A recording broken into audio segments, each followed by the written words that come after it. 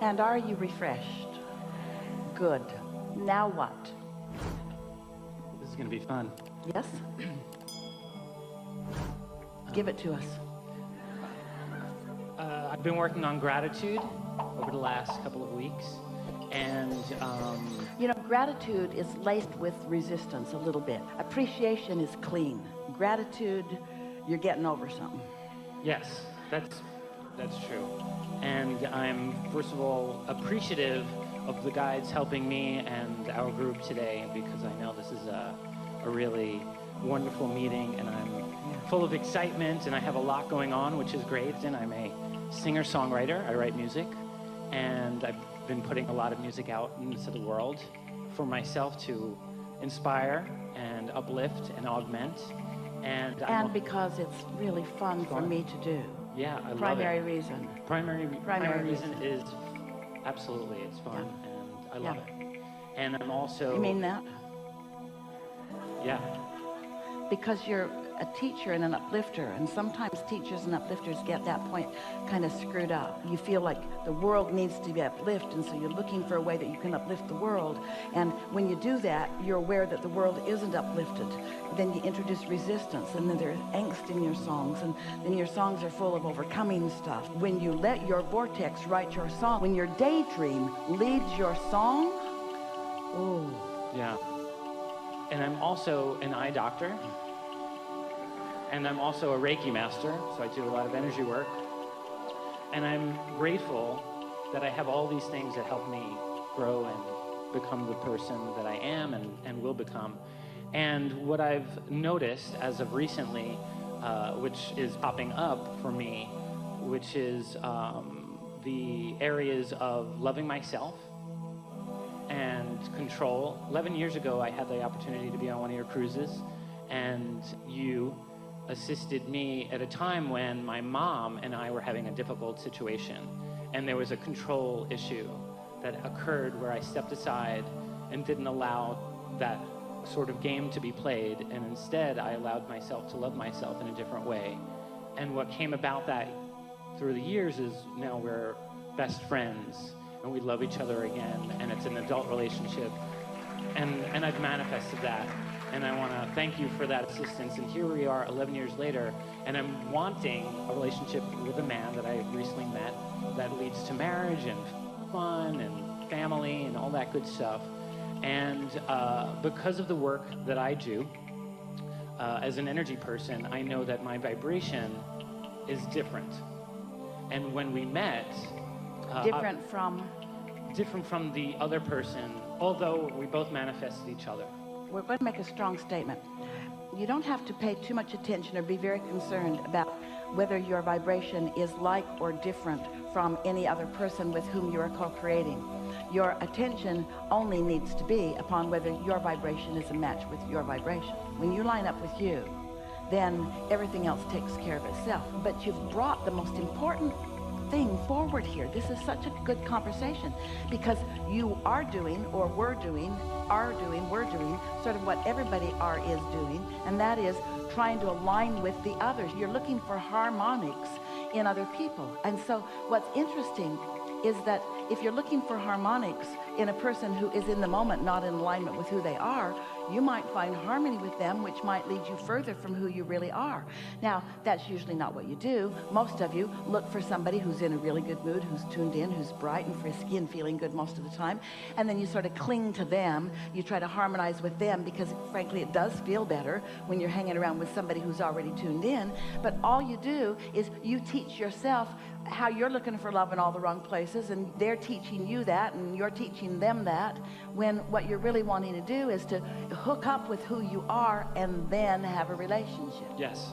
Did you get the distinction? It's a big one. So through your teachings and the teachings that I read, I realize that I look at the other person and say to them, I accept you for who you are and love you for who you are, and therefore I'm saying that to myself. And that's just all really fine, and we're grateful that you do that. And we mean that in every sense of the messy word grateful. Yeah.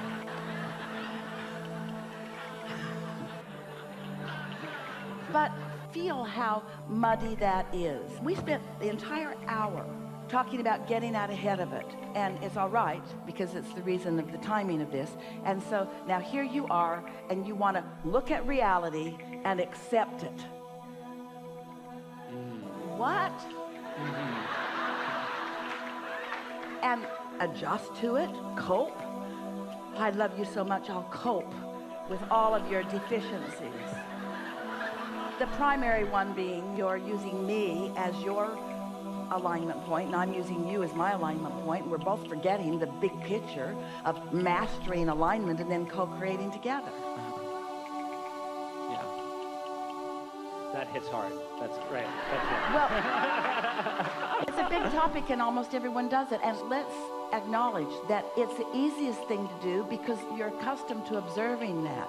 And you can't stop doing that. We're not going to ask you to stop doing something that you can't stop doing. You're a teacher and a master, and we want you to put the emphasis where it really serves you and everyone you teach better.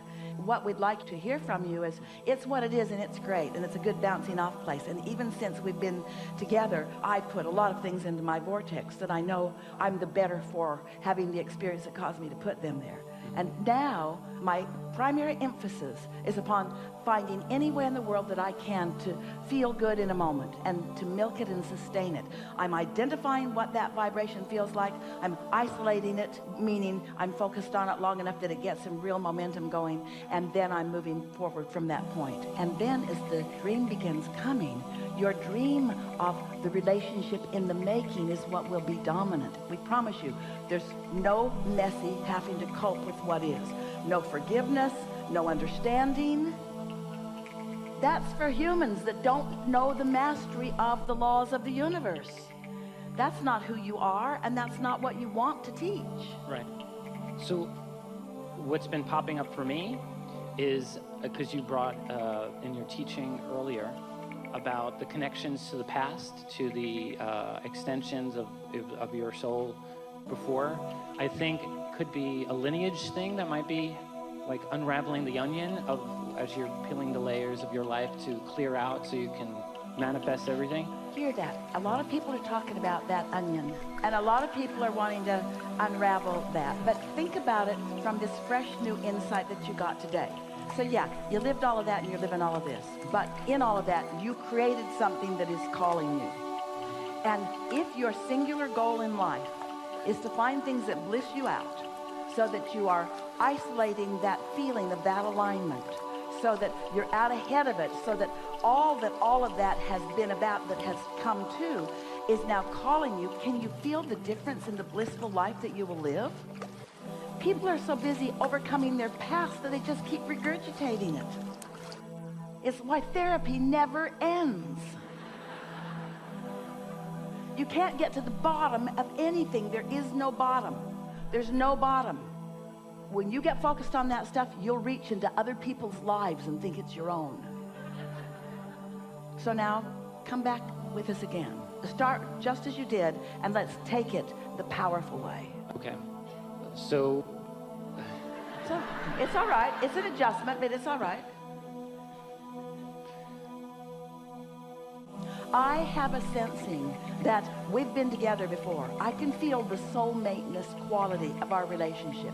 And I know that both of us have had lots of adventures and lots of experiences in life, and that we have individually and collectively built an awesome vibrational reality that I want us to together tap into. I want it to be a collective thing where I tap in and he taps in, and together we allow ourselves to manifest what we each have been asking for even before this life experience. Every now and again you get in that place where you can feel the eternalness of your relationship, and it really makes you want to make it work. It feels like this is the real deal and you really want this to work. But there are so many paths that so many humans have chosen. It's like you get together, and the first thing you do that is the first thing you do that we think is the first thing that you should never do. Tell me about yourself. And you all woo-woo psychic dancing around in the ethers people, you even want to go into past lives. And we want you to know that you've spent 73 years painting this painting, so to speak. It is ready. It has been revealing itself to you. And that if you'll just lighten up and not make such a big deal of creation and just be the happy people that you're born to be and just find things that are lovely to experience and just tilt yourself, just tip a little in the direction of the fresh, non-restricted, non-diluted, non-messed up, non-beliefs that are trampling on it, daydream. Can you just feel the difference, the clarity in a dream of a new building and when you're there with the contractor who put the toilet in the wrong place? Can you feel the difference in dreaming your empire as compared to the hiring people who will not do what you say no matter how many times you tell them? Facing reality slows your creation down. So face reality to a minimum, but you didn't come to face reality, you came to create it. You came to create reality. So I heard you. We know. And we know you did. Everyone went there with us. And then when you sat down, you began reformatting yourself. You wanted to present yourself. This is a really good thing, a good demonstration, because everyone, as you present yourself in a moment in time, you have an impression of who you are. We want your daydream to be the reason that you have an impression of yourself. We want your daydream to impress you with who you are rather than your past experiences or your current bank account. We want the impression of who you are to be what's there. The only way to do that is by letting yourself catch a glimpse and another glimpse. You see, here's a really good way to look at this. So we stand here, we're loud and sure, and Esther looks like a woman who knows what she's talking about. She's stubborn and determined, and there's never a contradiction in anything that ever comes out of her mouth. In other words, this is a stable thing that you're hearing here, but still, just looks like somebody with another very well-practiced presentation of what they believe in to some people, and you take it as a philosophy maybe, and you go away and apply some of it, and blah, blah, blah, maybe it benefits you, and maybe it doesn't. But if you catch a vibrational glimpse of what we're talking about here, and you accept the wholeness of who you are, and you acknowledge that there's a vibrational part of you that has a point of attraction, and that you do too, and that your emotions are telling you how in sync those two parts are or not, how tuned in you are or not. And then you're doing those getting out ahead of it exercises like segment intending or meditating or daydreaming. When you meditate, you stop thought. When you stop thought, you stop resistance. When you stop resistance, your vibration rises. That's just a physics fact. And so as you allow yourself to do that, and you do it often enough that you know when you've got it, you know, you can feel your detachment. You can feel the sublime feeling of lightness and freedom from resistance. You've been doing it for a week or a month or a year or longer, but you know you're there. And then just on the edge of meditation, maybe during it, but often right after, you get an impulse about something. Just an impulse about an everyday kind of thing. Stop at 7-Eleven or buy a lottery ticket or go this way instead of that way or call someone. Just a light impulse, but it's an impulse that really feels good. The idea of it feels really good to you. You remember when you were kids and you did the stuff you wanted to do? And you could just go from thing you like to do to other thing you like to do to other thing you like to do before you had that responsibility thing or before your parents made you feel guilty. And then those things that you really wanted to do sort of got messy because you felt guilty when you did them. But you know what we're talking about? That lighthearted feeling of wanting to do it? When that impulse comes to you and you follow it, and then the following up leads to something and leads to something until you are actually getting to witness the thoughts turning to things, then you understand. Then your life has shown you what we're talking about. It's not just you taking somebody else's word for it who seems to be pretty sure of herself.